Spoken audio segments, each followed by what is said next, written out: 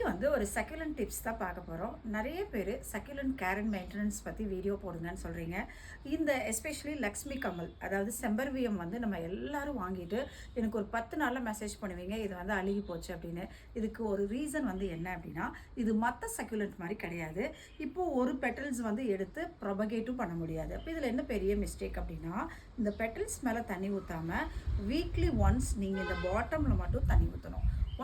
Weekly once ஊற்றிட்டிங்கன்னா அதுக்கப்புறம் ஊற்றவே கூடாது. ஏன் அப்படின்னா, இந்த பெட்டல்ஸ் ஒன்று அழுகுச்சுன்னா டோட்டல் பிளான்ட் வந்து அழுக ஆரம்பிச்சிடும். ஏன்னா இது வந்து சில் கிளைமேட்டில் வர பிளான்ட்டு. இந்த டிப்ஸை ஃபாலோ பண்ணிங்க அப்படின்னா உங்களோட லக்ஷ்மி கமல் வந்து ஒன்றுமே ஆகாது. இப்போ இந்த பிளான்ட் வந்து பார்த்திங்க அப்படின்னா ஓவர் வாட்டரிங் நீங்கள் பார்த்தாவே தெரியுது. இப்போ இதை வந்து ஒன்றுமே பண்ண முடியாது. இது டீகே ஆகிடுச்சு. இதை தூக்கி தான் யூஸ் பண்ண முடியும், ப்ரொபகேட் பண்ண முடியாது. அதனால் லக்ஷ்மி கமல் வந்து ரொம்ப ரொம்ப கேர்ஃபுல்லாக யூஸ் பண்ண வேண்டிய ஒரு சக்யூலன்ட்.